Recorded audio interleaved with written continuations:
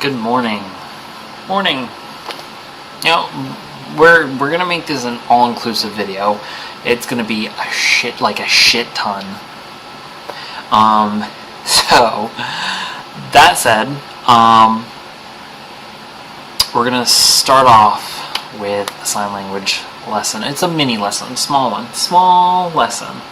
Okay, so this is gonna be telling the time of day. So morning is morning. Easy, right? Noon. Easy again. So morning, noon,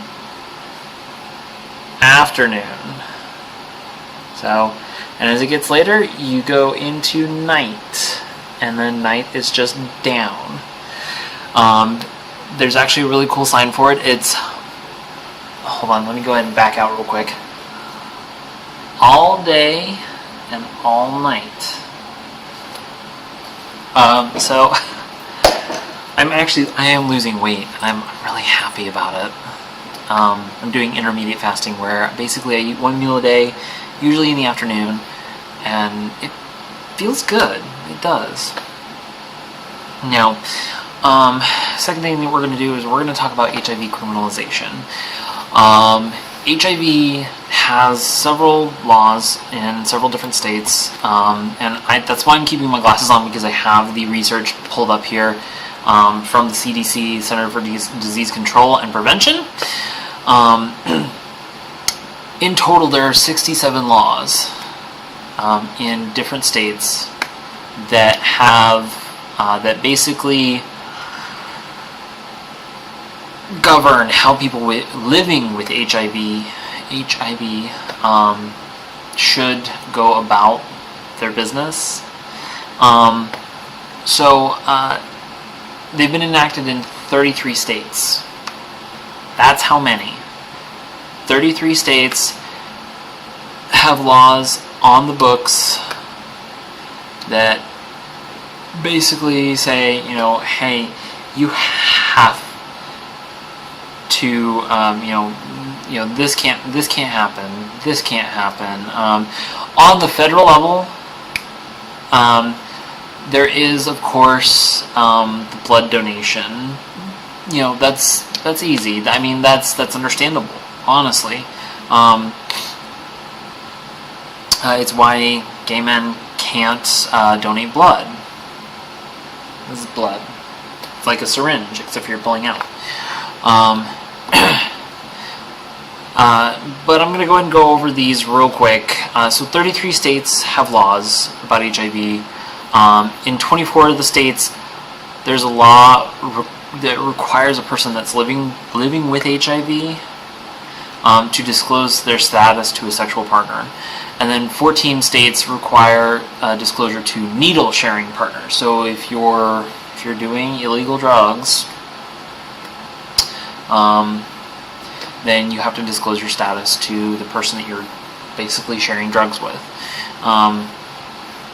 25 states criminalize one or more behaviors that pose a low or negligible risk of HIV transmission, which most of these laws came about during the 1980s.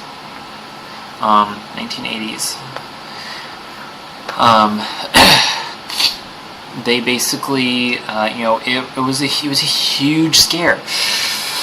And so you actually have to do the face. You have to do the face when you say scare. You do the sucking too.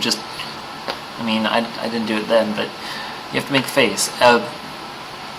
85% of sign language is facial expression. So you have to, it's why I'm so good at reading people. But yeah. So you have to understand that these laws were passed when we didn't know, that antiretrovirals worked at suppressing the virus. And they were passed when basically we knew very little about HIV. Nowadays we know a lot. So that said, there's a lot of calls in several of these states that have these laws to basically get rid of them, to do away with them. And it's understandable. Quite frankly, I don't want to go to jail because I have sex with someone without using a condom. And yeah, it's understandable if, I feel personally, I feel that you should have to disclose your HIV status to a sexual partner or a drug sharing partner. I don't do drugs, so I don't care about the drugs part. But as far as sexual partners, I usually make it known because it gives me an opportunity to educate. It does. So, that said, I would like to see a little more lax laws on this subject because we're not a danger. We're not. Of course, I say this, and my ex gave it to me, which is funny. It is, and that would be an instance where I honestly I feel that you should have to disclose to your sexual partner if you've been cheating. If you've been cheating, you should have to disclose that. It should be there should be punishment if you don't, because you're putting another person's health at risk. But what do I know? So we're gonna move on to our last topic. There's been a lot of information flooding in from news outlets everywhere, just rampaging across everything. News outlets about the Syria airstrike that we did. Well, it wasn't an airstrike. It was a missile launch from a sub. It was from a cruiser. So I guess it's technically an airstrike because it came out of the air, but I'm not very good with military terminology because I don't pay attention to it. So missile strike. Missile strike. Thank you. Roommate says it was a missile strike. So, and he waited until I finished, until I had a pause there. It was nice. It was nice. How much money do I have? I have $12. Damn, or $11. I need $12 to get a haircut tomorrow. Damn. I'll ask him for some. Just $1, maybe $2, so that way I can give $1 tip. Anyway, so. A lot of information has come out. The latest stuff has been said that this is an act. It's an act by Trump and Putin. They're trying to dissolve this dissolve. So dissolve this whole Trump Putin ties. He's being federally investigated for ethics right now. He's being basically his entire cabinet's being questioned about their links to Russia. That said, honestly, I think they should just all go live over there. I hate them. I hate most of our politicians. Everybody should just go to Siberia. Go away. We don't like you. Democrats and Republicans, go away. But they are being investigated, and so it's been said that this whole airstrike and the chemical attack done in Syria are just a show. Do I believe it? No, because I don't believe anything coming out of media outlets these days. However, it is something to question. It is something that needs to be investigated. Somebody needs to sit there and say, so why did both of these happen? Why did the chemical attack happen, and then why did Trump retaliate? Which is... Trump didn't retaliate. Okay. Commander of the vessel did. Oh, okay. Commander of the vessel retaliated. But Trump is taking all the credit, apparently.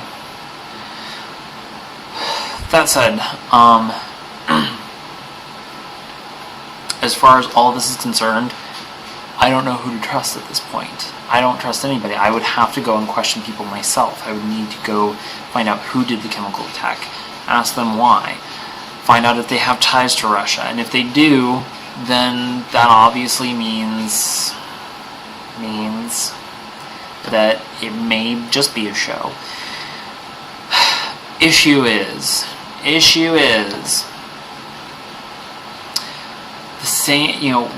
We have a lot of Hillary supporters saying, "Oh, this would have never happened if she was in office."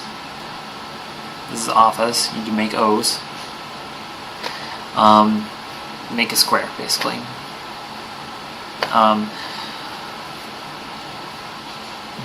But the truth is, it would have.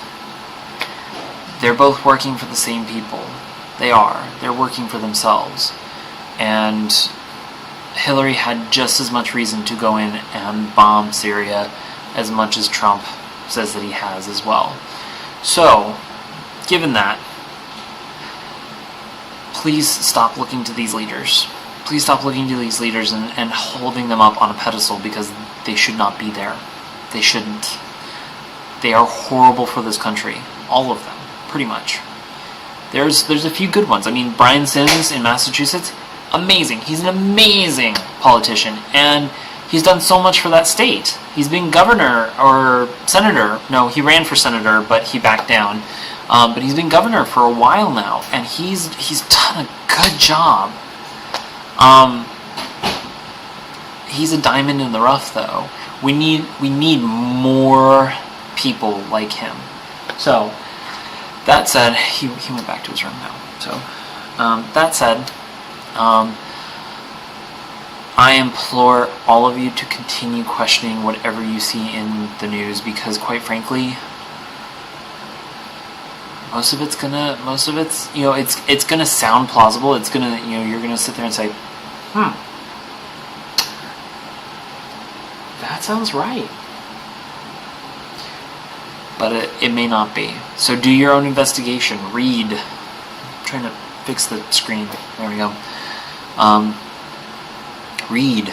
Read several news articles. Read as much as you can. Don't just sit there and take everything for face value. Hell, I was arguing with someone in a video game last night. No, the night before. And he was saying, oh, HIV has something to do with your immune system. And, oh, boy, was that fun. Essentially, he got gangbanged by like 5 of us, where we were all like, there's conclusive evidence that it has nothing to do with your immune system other than the fact that it shuts it down. Or no, not immune system, with your vaccinations. That's what he said. He was basically saying that if you get too many vaccinations, you get HIV. And it was an educational moment, of course.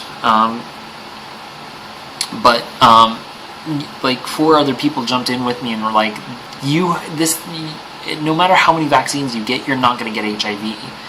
That would be a one in like 100 trillion billion zillion chance. Like, it's non-existent. It isn't. It really isn't. So, that said, the camera really does move with my eyes. Holy shit, that's amazing. Oh, I love this camera. He gave it to me, and I love it. I do. It has motion sensing, and it actually locks in on the eyes and the face, and so as I move my eyes around, it will actually move the camera to continue looking at my. So it doesn't look like I'm looking down, essentially, which is nice. Which is nice. So recap: morning, noon, afternoon, night.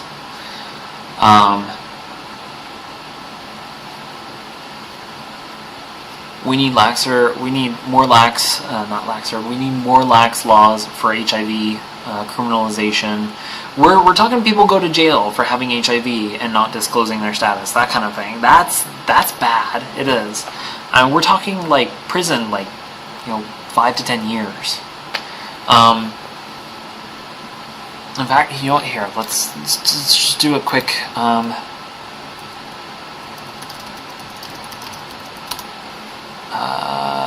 me see.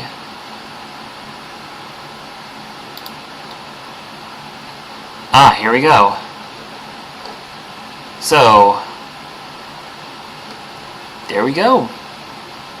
So, Alabama, Alaska, Arizona, Arkansas, California, Colorado, Connecticut, Delaware, District of Columbia, so DC, Florida, Georgia, Hawaii, Idaho, Illinois, Indiana, Iowa, Kansas, Kentucky, Louisiana, Maine, Maryland, Massachusetts, Michigan, Minnesota, Mississippi, Missouri, Montana, Nebraska, Nevada, New Hampshire, New Jersey, New Mexico, New York, North Carolina, North Dakota, Ohio, Oklahoma, Oregon, Pennsylvania, Rhode Island, South Carolina, South Dakota, Tennessee, Texas, Utah, Vermont, Virginia, Washington, West Virginia, Wisconsin, Wyoming. Pretty much all these states have informed consent laws. So, in other words, before you have sex, if you have HIV, you have to inform your partner. And some of them have double laws for needle sharing as well, and stuff like that is like Rhode Island, Texas. They have these double laws. Oregon, for North Carolina, for so. Oh wow, my Friday news, April the 7th. The overall the thumbnail, the original thumbnail that it chose is actually really decent. So I do realize that I'm still wearing the same shirt because I'm staying up until like 5 in the morning. So we need a little more lax laws. Informed consent is fine, but the criminalization and the jail sentences and prison sentences need to be reduced, honestly. In fact, there shouldn't even be a prison sentence. It should be like counseling that says, hey, here's what you need to do before you have sex, that kind of thing. And last, continue to question your government. Question it. At this point, I'm all for taking up arms against our government. I am. Because they're not speaking for us as a people. So, I'm going to head to bed, which is right there. I did find an apartment for $600 a month. It's going to be nice. It's a studio. It's 600 square feet, so basically $1 per square foot. Let me see. I think it's at $1.20 per square foot. Yeah, $1.20 per square foot. 500 square foot. Never mind. 500 square foot. So small, tiny, eeny beady, tiny area, but I can live there. As soon as I get my taxes back, my tax forms to fill out my taxes to get my taxes back. So I'm gonna head to bed. I will talk to you guys maybe over the weekend. Not sure. Bye.